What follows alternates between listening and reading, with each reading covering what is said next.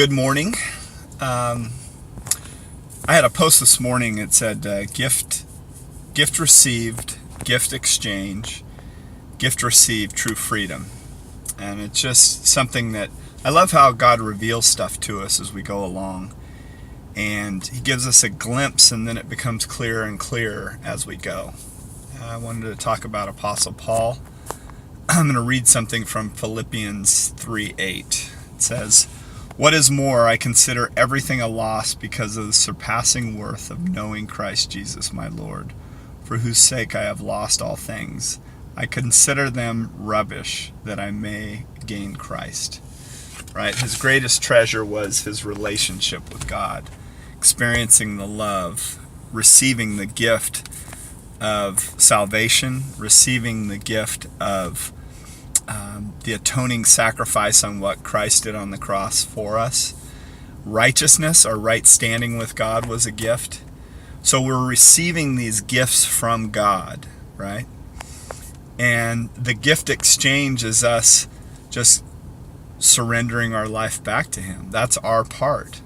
That's the exchange. He's given us, we've experienced, and then we give back to Him. And then what happens out of that, then we receive the gift of the Spirit at that point. We receive, we experience His joy. That's a gift from God. Happiness is circumstantial, so it can be taken away in a minute by the experiences that we're having. But joy is a gift from God. Peace is a gift from God. That peace that goes beyond any kind of understanding that Paul talks about is a gift of God. Unconditional love is a gift of God. We're very conditional, but we can experience the unconditional love of God as we surrender our life. Then we actually can become love because we've been loved. We've received, we exchange, we receive more, and then we live out of our identity in freedom. There's nothing more beautiful than that, nothing more freeing. And I think I was taking it to this level as far as the reason why I think a lot of people struggle inside of church, where they stay in a place of bitterness or unforgiveness or judgment or fear, anxiety, all those things that come. I think that they receive salvation. They receive things from God, but they never get to that point of exchanging, because the reality of it is we weren't created for us. We were created for Him, but we never give Him back our self-life. So then we don't experience the second part of the receiving. We don't experience the fruit of the Spirit in our life, because that's where I was. Early on in my faith, I didn't experience that because I never surrendered my life. I never submitted to God. I enjoyed grace. I received grace. I received salvation, but I never surrendered my life. I never submitted back to God.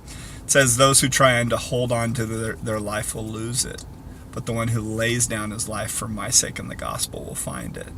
That's the beauty of what Paul is talking about. The surpassing knowledge of Christ, the surpassing love of Christ, and above all things, everything else that he had before.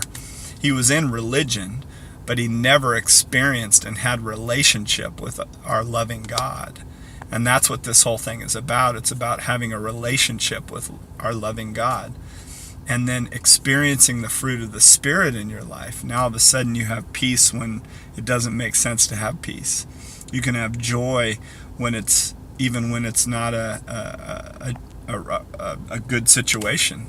You're able to love people unconditionally and see their created value because you've been set free from you. That's the beautiful thing about relationship with God. And I love God's revelations, because He makes things more clear as we go along. May you receive, exchange, and receive again, and go into true freedom. God bless y'all.